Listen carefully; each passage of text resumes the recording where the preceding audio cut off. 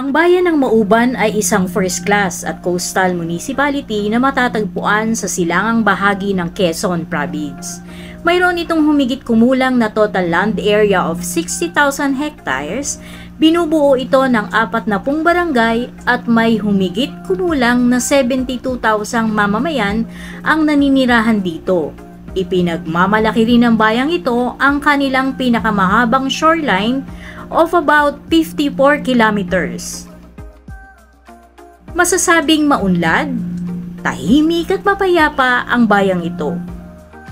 Dati po, mga 2017, 16, meron pa niyan, mga insurgency. Nung umupo na si Dr. Helen Tan, na zero na, insurgents free na ang halos lahat ng mga taga-Quezon, including Mauban. Kaya dito po sa Mauban, because of we are free of insurgents, ay ang dami na pong nakatuon naman dito ang mga investor sa amin. Kaya kung titingnan po niyon ngayon, very robust ang bayan ng Mauban. Ang Mauban ay tahanan din ng mga magagandang beach tulad ng ipinagmamalaki nilang Cagbalete Island, kung saan ito ang dahilan para mapalakas ang turismo ng bayan. Ito pong San Jose River ang isa sa pinagmamalaki naming mga kagbalitiin sapagkat napakalaking tulong po nito para sa aming mga taga-isla, lalong-lalo na sa mga mangingisda. Dahil tuwing taglakas, isa ito sa mga pinagtataguan ng mga bangka na ginagamit upang maging panghanap buhay ng mga taga dito. Sa dulo po nito, kung gusto nating bumaba, makikita po natin ang pagawaan ng mga alak. At kung sakaling pagod at uhaw na po tayo sa paglalakbay, meron po tayong buko. O, di ba? Refreshing? I think yung biggest contributor for tourism arrivals ng Quezon Province when it comes to the municipality of Mauban would be the Cagbalete Island. So talagang yun yung dinadayo ng mga tao. Welcome po sa isa sa National Heritage ng Bayan ng Mauban. Ang 1725 public bath po ay itinatag po ni Kapitan Lorenzo Valentino. So dito po dumadaloy yung malinis, malinaw at malamig na tubig na nagmumula po sa Batas Malinaw patungo po dito sa tangking ito. So ito pong wangis na ito ay may dalawang uri ng anyo. So meron pong pango at meron pong kulot kasi nga po sa dumagat po siya winangis dahil ito pong butas na to o yung bunganga ng wangis na to dito po dumadaloy yung tubig galing sa tangke papunta po dito sa plangganang ito. So, pinagmamalaki po namin, hindi lang po sa buong Pilipinas, kundi sa buong mundo, na kami po ay mayroong public bath na hanggang ngayon po ay nakatayo pa rin na aming pinagmamalaki, iniingatan, pinapahalagan dahil ito po ang nagpapakita ng yaman at kultura ng aming bayan.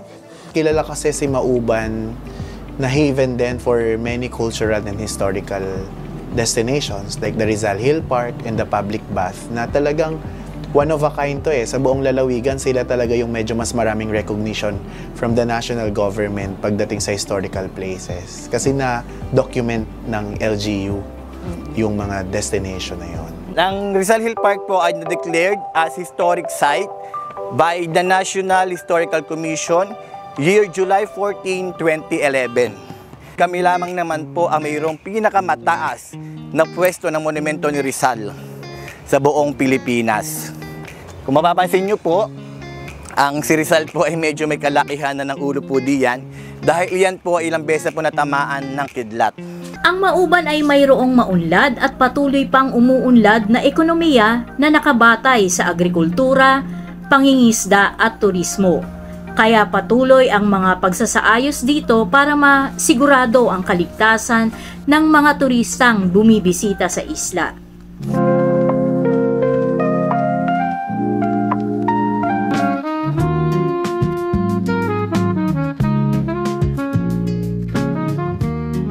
Kung gusto nyo pong matikman, tara na po sa Cagbalete Island, Mauban, Quezon!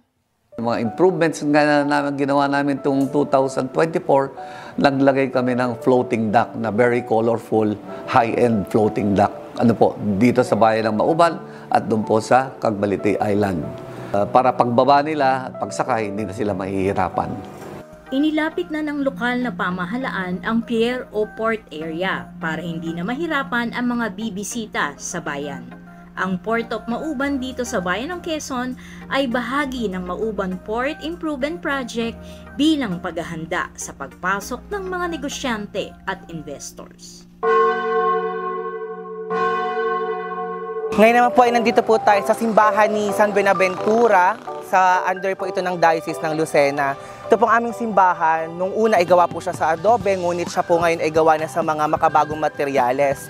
Siya po ay naitayo noong 1647 at noong 1820 nagkaroon ng isang malakasang lindol at gumuho ang simbahan ng Mauban. Hindi lamang yan, kundi ang mga karatig bayan katulad ng Infantarial, Sampaloc, Lucban, and Tayabas.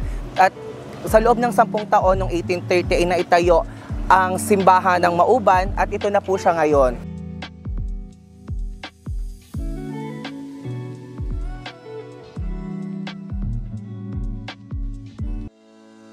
Kabilang sa serbisyong panlipunan na isinusulong ng bayan ng Mauban ang healthcare, senior citizen programs at education. Kaya naman mula sa iisang kurso na ipinagkakaloob ng Mauban noon na Bachelor of Science in Education, nadagdagan pa sila ng 4 na kurso, kabilang dito ang Bachelor of Science in Management, Bachelor in Accounting Information System at Bachelor of Science in Criminology. At ang nasa final stage na nga, ang Bachelor of Science in Industrial Engineering. Para po ma-develop yung economic industry po ng bayan ng Mauban, let's talk about, yung preparation po muna natin, ang ginawa natin.